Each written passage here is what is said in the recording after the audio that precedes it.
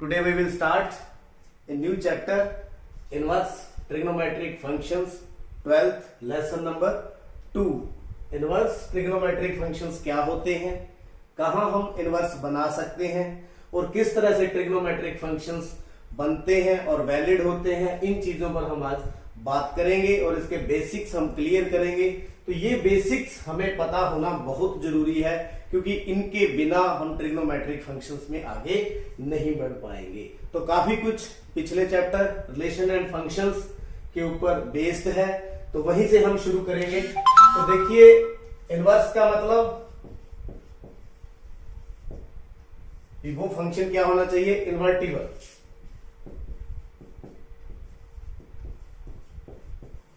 Invertible, तो देखिए invertible functions क्या होते हैं ये हम पीछे पढ़ चुके हैं, जिनका इनवर्स बनता है। तो यहां हम देखेंगे क्या ट्रिग्नोमेट्रिक फंक्शन का इनवर्स बनता है। तो हमारे पास फंक्शन क्या होता है, फंक्शन a टू b कोई y is equal to F X, Y is equal to F X. तो इसका इनवर्स की बात करें तो कोई भी फंक्शन ले g b to a x is equal to G Y in the form of G Y. तो कब एग्जिस्ट करता है, क्या क्या कंडीशन होती है, एक तो ये g o f is equal to identity और f o g is equal to identity. और क्या क्या कंडीशंस होती हैं, एक फंक्शन क्या होना चाहिए, function is 1 1 and onto, या यूं कह सकते हैं आप बाइजेक्टिव होना चाहिए। क्या होना चाहिए, भी वो बाइजेक्टिव होता है जिसका इनवर्स यहां पर होता है। तो देखिए जो हमारे पास पहले फंक्शन, ये कोई फंक्शन है रियल टू रियल, तो F x is equal to 2x, F x is equal to 2x। अब यूं भी कह सकते हैं, यहां पर आप कोई भी वैल्यू दें, ये 1 1 है और ये ऑन टू है, रियल टू रियल, ये 1 1 and on two means bijective.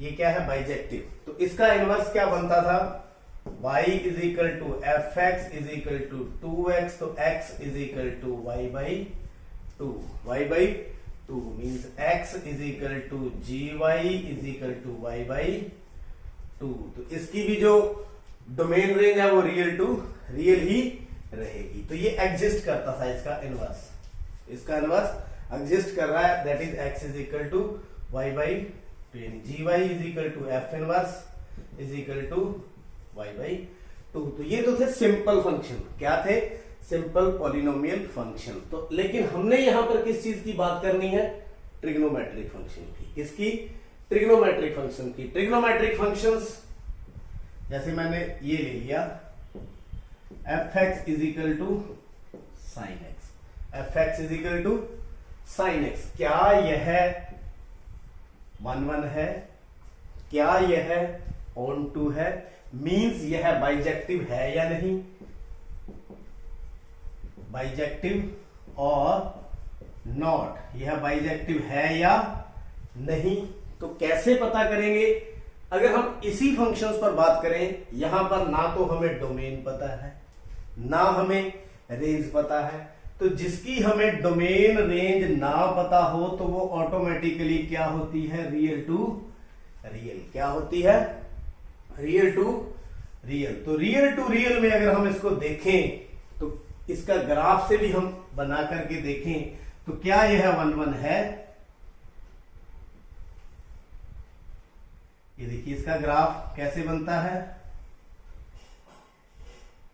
0 पाई 2 पाई ऐसे ही पीछे, माइनस पाई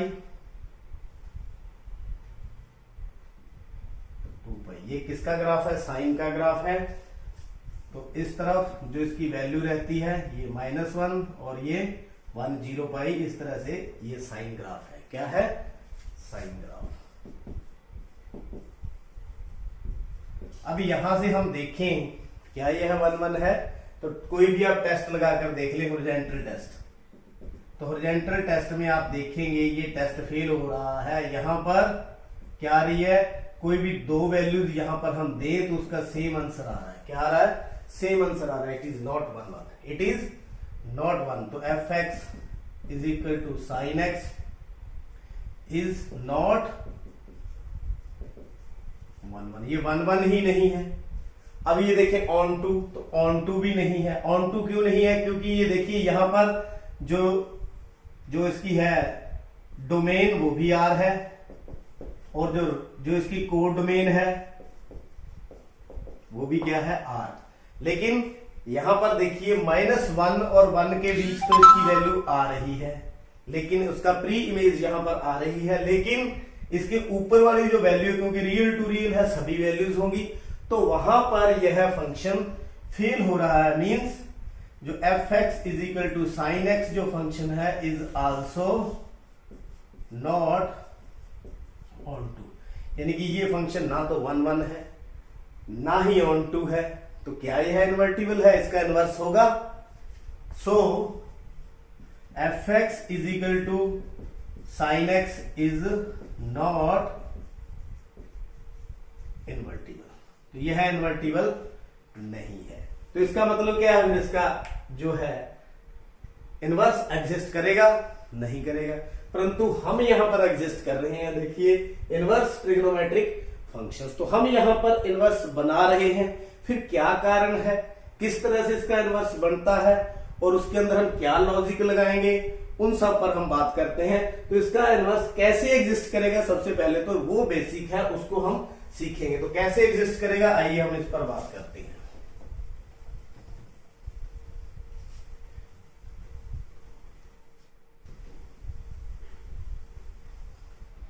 अब देखिए ये मैं ग्राफ को एक बार फिर दोबारा से बनाता हूं।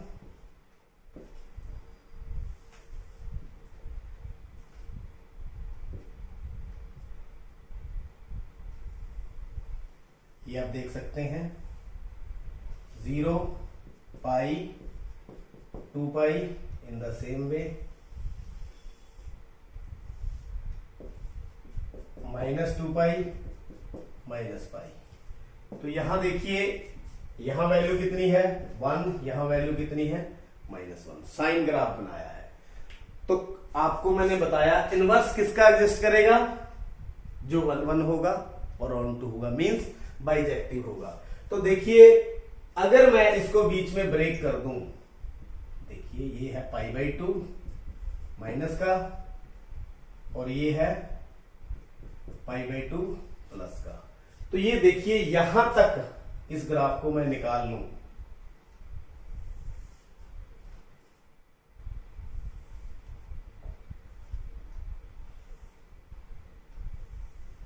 ये देखिए ये -π/2 और ये π/2।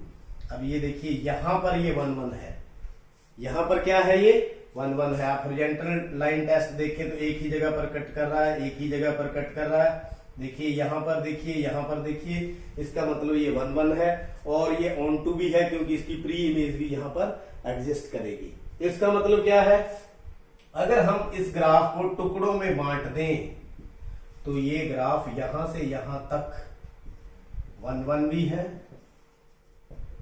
और एंड ऑन टू भी है।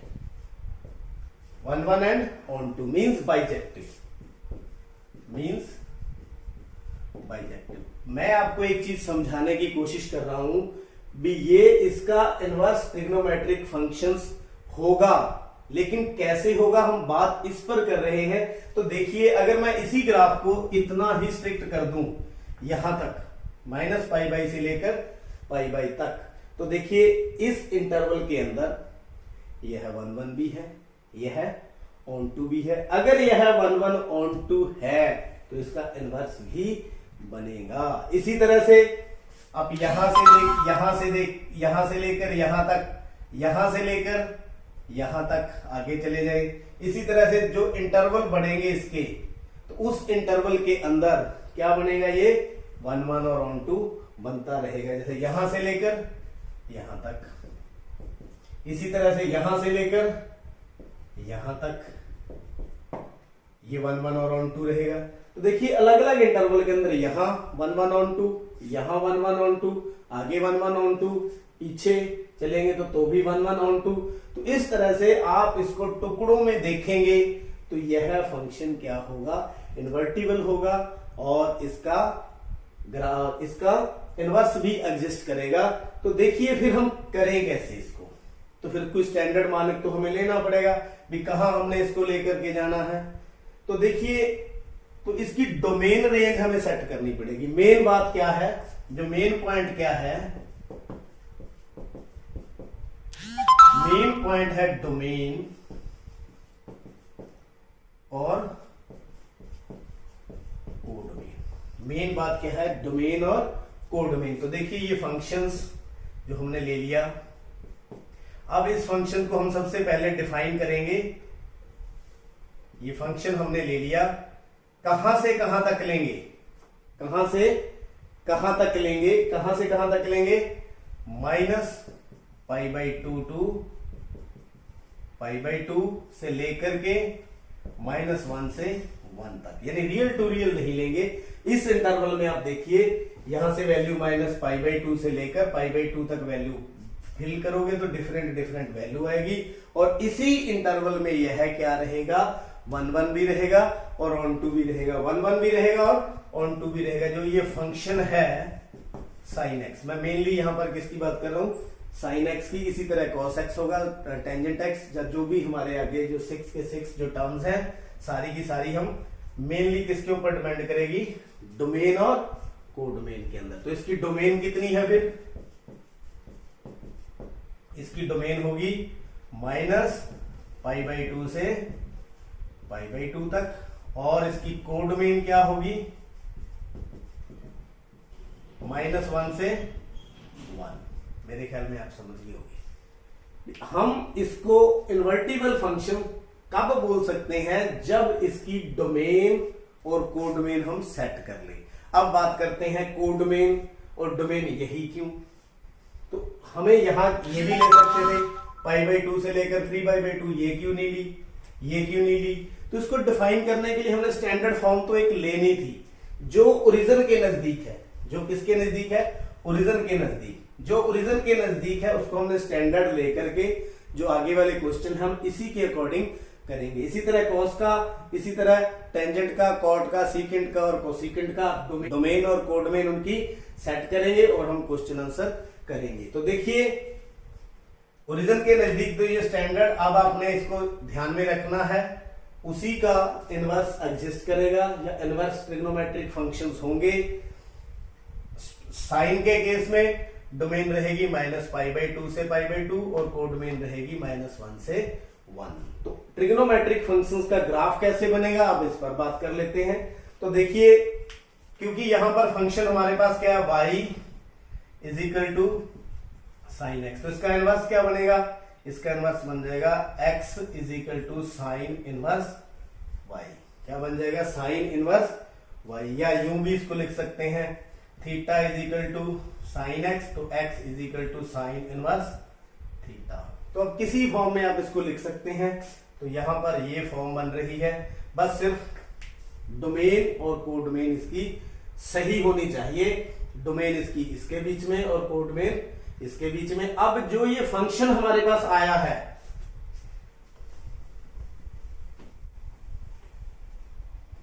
तो कंप्लीट करते हैं। तो ये हमारे पास था फंक्शन sin x, और क्या थी इसकी डोमेन और रेंज, -π/2 टू π/2 से, और कोडोमेन -1 से 1। ये हमारा फंक्शन। तो आपको पता लग गया ये 1 1 भी और ऑन 2 भी, और ऑन 2 भी मीन्स बाइजेक्टिव। तो इसका इनवर्स, जो इसका इनवर्स होगा वो किसके बराबर होगा, gy = sin इनवर्स y। इसको हम किसके इक्वल लिखते हैं, x के इक्वल। अगर हम इसको x की फॉर्म में लेकर जाएं तो हम इसको ऐसे भी लिख सकते हैं sin inverse x। sin inverse x, चाहे y लिख लो चाहे x लिख लो, इससे कोई फर्क नहीं पड़ता। इसकी जो डोमेन और कोडोमेन और फंक्शन -1 से 1 जो इसकी कोडोमेन है इसकी डोमेन हो जाएगी, और जो इसकी डोमेन है इसकी क्या हो जाएगी, कोडोमेन। अब देखिए इसकी इस फंक्शन की इनवर्स फंक्शन की जो डोमेन है वो कितनी हो जाएगी, -1 से 1, और जो कोडोमेन है वो कितनी हो जाएगी, -π/2 से π/2। तो ये सम अप है, ये फंक्शन है और ये इसका इनवर्स है, ये इसकी डोमेन है -1 से 1 और कोडोमेन कितनी है, -π/2 से π/2। और इसका ग्राफ किस तरह से बनेगा, रिवर्स ग्राफ बनेगा। इस तरह से हम इसका ग्राफ भी प्लॉट कर सकते हैं, इस तरह से। यहां इसकी वैल्यू 1, यहां इसकी वैल्यू -1 और यहां तक π/2, ये कितना हो गया, -π/2। वो इस तरह से था और ये इस तरह से ग्राफ बनेगा। तो ये साइन इनवर्स का ग्राफ है। चलिए हम इसको सम अप करते हैं। तो हमारे पास फंक्शन साइन इनवर्स x, और ये इसकी जो मैपिंग है वो होगी -1 से लेकर के -π/2 से π/2। तो इसकी प्रॉपर्टीज की बात करें तो प्रॉपर्टीज फर्स्ट प्रॉपर्टी में इसकी जो डोमेन हम अभी बात कर चुके हैं, डोमेन इसकी रहेगी -1 से 1, और जो कोडोमेन रहेगी वो रहेगी -π/2 से π/2। सेकेंड प्रॉपर्टी आप ग्राफ में देख सकते हैं, यहां पर इसकी वैल्यू या तो इंक्रीज हो रही है या डिक्रीज हो रही है। तो मान लीजिए if x1 is less than x2, then हम इसको ऐसे भी लिख सकते हैं, sine inverse x1 is sine inverse x2। तो उसको हम ऐसे भी लिख सकते हैं। बस एक शर्त जरूरी है भी, जो x1 और x2 की वैल्यू है आपको पता है जो x किसके अंदर लाई करना है, 1 और 1 थे। x1 और x2 किसके बीच में हो, -1 और 1 के बीच में। इस तरह से नहीं हो सकता, जैसे for example 2 is less than 3, then sine inverse 2 is less than sine inverse 3। ये नहीं हो सकता। क्यों नहीं हो सकता, this is not possible, this is not possible. क्यों पॉसिबल नहीं है, क्योंकि यह इसकी डोमेन से बाहर चला गया, यह पॉसिबल नहीं है, ऐसा संभव नहीं है, क्योंकि 2 और 3 आ ही नहीं सकता। तो ये कब संभव होगा, जब -1 और 1 के बीच में होगा। ये आपने ख्याल रखना है। तीसरा, जो साइन इनवर्स फंक्शन है वो क्या होगा, 1 भी होगा एंड ऑन टू भी होगा। क्या होगा, 1 भी और ऑन टू की, क्योंकि इसी के बीच में वो लाई करना है, 1 और ऑन टू भी होगा। Fourth, sine inverse x greater than 0 if x is greater than 0, sine inverse x is less than 0 if x is less than 0, sine inverse x is equal to 0 if x is equal to 0। यहां फिर हम वही बात करेंगे, वही क्या करेंगे, x is greater than 0 का क्या मतलब है, 0 से बड़ा मीन्स 2 भी हो सकता है, 3 भी हो सकता है, लेकिन नहीं, x किस किस के बीच में होना चाहिए, 0 और 1 के बीच में। कहां 0 और 1 के बीच में। इसका मतलब क्या है, -1 और 0, यानी 0 से छोटा और -1 के बराबर जा सकता है। तो यहां पर तो x बराबर 0 है ही है। तो इस तरह से आप देख सकते हैं जो साइन इनवर्स इस तरह से लाई करता है। और भी हम देखें तो पांचवी property,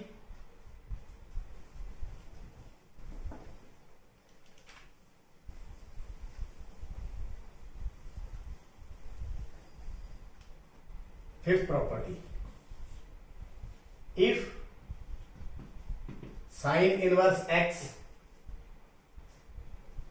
is equal to theta then x is equal to sine theta, then x is equal to sine theta. लेकिन फिर भी यह पॉसिबल कब होगा, जब x बिलोंग्स टू -1 और 1, यानी कि साइन इनवर्स 2 नहीं हो सकता, 3 नहीं हो सकता, 4 नहीं हो सकता क्योंकि x की डोमेन ही कितनी है, -1 से लेकर 1 तक। तो इसका अगर रिवर्स सोचें, रिवर्स इसका सोचें, अगर हमारे पास x बराबर साइन थीटा है, this implies theta is equal to sine inverse x, theta is equal to sine inverse. ये भी कब पॉसिबल होगा, जब जो थीटा है किससे बिलोंग करेगा, -π/2 से π/2 के बीच में। मेरा कहने का भाव ये है, x is equal to sine π/3 है, तो π/3 is equal to sine inverse x है।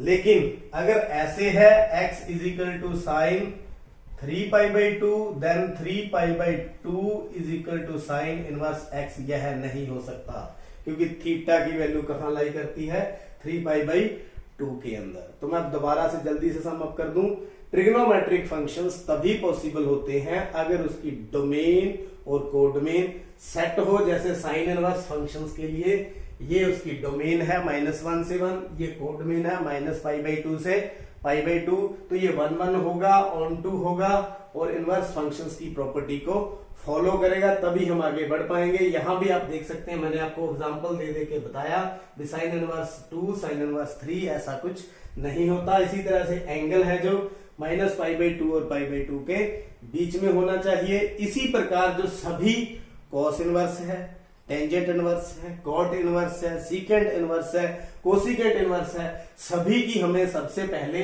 समझना होगा कि कहां पर वो इनवर्स ट्रिग्नोमेट्रिक फंक्शंस वैलिड होते हैं, क्या उनकी डोमेन होती है, क्या उनकी कोडोमेन होती है। तो नेक्स्ट लेक्चर्स के अंदर बाकी जो बचे हुए हमारे ट्रिग्नोमेट्रिक फंक्शन है, उनके इनवर्स के जो डोमेन और कोडोमेन, उनकी प्रॉपर्टीज के बारे में पता करेंगे।